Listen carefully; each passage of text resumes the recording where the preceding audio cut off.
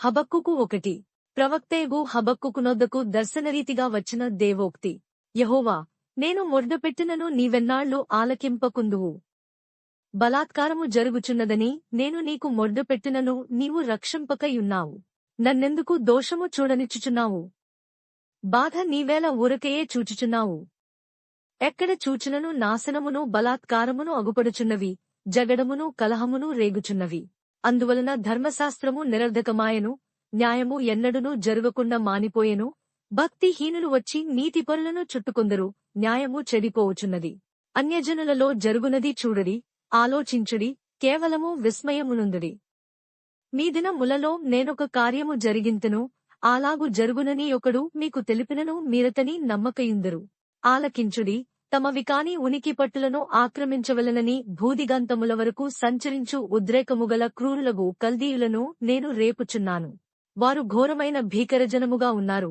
వారు ప్రభుత్వమును విధులను తమ ఇచ్చివచ్చినట్లు ఏర్పరచుకొందరు. వారి గుడ్రములు చిరుతపులుల కంటే వేగముగా పరుగులెత్తును, రాత్రి యందు తిరుగులాడు తోడేళ్ల కంటెను అవి చురుకైనవి. వారి రౌతులు దూరము నుండి వచ్చి తటాలున జొరబడుదురు. ఎరను పట్టుకొనుటకే పక్షిరాజు వడిగా వచ్చునట్లు వారు పరుగులెత్తి వత్తురు. వెనుక చూడకుండా బలాత్కారము చేయుటకై వారు వత్తురు. ఇసుక రేణువులంత విస్తారముగా వారు జనులను చెరపట్టుకొందరు. రాజులను అపహాస్యము చేతురు, అధిపతులను హేళన చేతురు. ప్రాకారముగల దుర్గములన్నిటినీ తృణీకరింతురు, మంటి దెబ్బవేసి వాటిని పట్టుకొందరు. తమ బలమునే తమకు దేవతగా భావింతురు. గాలి కొట్టుకుని పోవునట్లు వారు కొట్టుకుని పోవుచు అపరాధులగుదురు. యెహోవా నా దేవా, నా పరిశుద్ధ దేవా, ఆదినుండి నీవున్నవాడవు కావా? మేము మరణమునొందము. యెహోవా, తీర్పు తీర్చుటకు నీవు వారిని నియమించియున్నావు. ఆశ్రయదుర్గమా, మమ్మును దండించుటకు వారిని పుట్టించితివి. నీ కనుదృష్టి దుష్టత్వము చూడలేనంత నిష్కళంకమైనది గదా. బాధించువారు చేయు బాధను నీవు దృష్టింపజాలవు గదా. కపటులను నీవు చూచియు, దుర్మార్గులు తమకంటే ఎక్కువ నీతిపరులను నాశనము చేయగా నీవు చూచియు ఎందుకు ఊరుకున్నావు? ఏలికలేని చేపలతోనూ ప్రాకు పురుగులతోనూ నీవు నరులను సమానులనుగా చేసితివి. వాడు గాలము వేసి మానవులనందరినీ గుచ్చి లాగియున్నాడు, ఉరులు ఒగ్గి చిక్కించుకొనుచున్నాడు. వాడు తన వలతో వారిని కూర్చుకుని సంతోషపడి గంతులు వేయుచున్నాడు. కావున వలవలన మంచి భాగమును పుష్టినిచ్చు భోజనమును తనకు కలుగుచున్నవని వాడు తన వలకు బలుల నర్పించుచున్నాడు, తన ఉరులకు ధూపము వేయుచున్నాడు. వాడు ఎల్లప్పుడునూ తన వలలో నుండి దిమ్మరించుచున్నవలనా? ఎప్పటికినీ మానకుండా వాడు జనములను హతము చేయుచున్నవలనా? హబక్కుకు 2. ఆయన నాకు ఏమి సెలవిచ్చునో, నా వాదము విషయమై నేనేమి చెప్పుదునో చూచుటకై నేను నా కావలి స్థలము మీదను గోపురము మీదను కనిపెట్టుకుని యుందుననుకొనగా, యెహోవా నాకీలాగు సెలవిచ్చును. చదువువాడు పరిగెత్తుచు చదువ వీలగునట్లు నీవు ఆ దర్శన విషయమును పలకమీద స్పష్టముగా వ్రాయము. ఆ దర్శన విషయము నిర్ణయకాలమున జరుగును, సమాప్త మగుటకై ఆతురపడుచున్నది. అది తప్పక నెరవేరును. అది ఆలస్యముగా వచ్చునను దాని కొరకు కనిపెట్టుము. అది తప్పక జరుగును, జాగు చేయక వచ్చును. వారు యథార్థపరులు కాక తమలో తాము అతిశయపడుదురు. అయితే నీతిమంతుడు విశ్వాసము మూలముగా బ్రతుకును. మరియు ద్రాక్షారసము మోసకరము, తనను బట్టి అతిశయించువాడు నిలువడు. అట్టివాడు పాతాళమంత విశాలముగా ఆశపెట్టును. మరణమంతగా ప్రబలినను తృప్తినొందక సకల జనములను వశపరచుకును, సకల జనులను సమకూర్చుకును. తనది కాని దాని నాక్రమించి అభివృద్ధినొందినవానికి శ్రమ, తాకట్టు సొమ్మును విస్తారముగా పట్టుకునువానికి శ్రమ. వాడు ఎన్నాళ్లు నిలుచును అని చెప్పుకొనుచు వీరందరూ ఇతనిని బట్టి ఉపమానరీతిగా అపహాస్యపు సామెత ఎత్తుదురుగదా. వడ్డీకిచ్చువారు హఠాత్తుగా నీమీద పడుదురు. నిన్ను హింస పెట్టబోవారు జాగ్రత్తగా వత్తురు.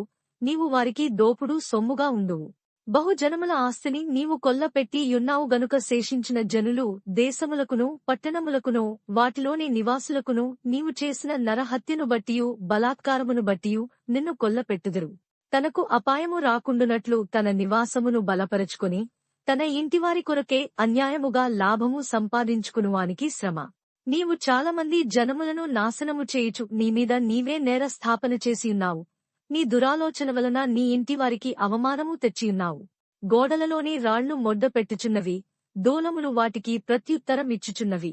నరహత్య చేయుట చేత పట్టణమును కట్టించువారికి శ్రమ, దుష్టత్వము జరిగించుట చేత కోటను స్థాపించు వారికి శ్రమ. జనములు ప్రయాసపడుదురుగాని అగ్ని పాలవుదురు. వ్యర్థమైన దాని కొరకు కష్టపడి జనులు క్షీణించుదురు. ఇది సైన్యముల కధిపతియగు యెహోవా చేతనే యగునుగదా. ఏలైనగా సముద్రము జలము లతో నిండియున్నట్టు భూమి యెహోవా మాహాత్మ్యమును గూర్చిన జ్ఞానముతో నిండియుండును. తమ పొరుగువారి మానము చూడవలెనని ఘోరమైన ఉగ్రతను కలిపి వారికి త్రాగనిచ్చి వారిని మత్తులుగా చేయువారికి శ్రమ ఘనతకు మారుగా అవమానముతో నిండియున్నావు. నీవును త్రాగి నీ మానము కనుపరచుకుందువు. యెహోవా కుడిచేతిలోని పాత్ర నీకియ్యబడును.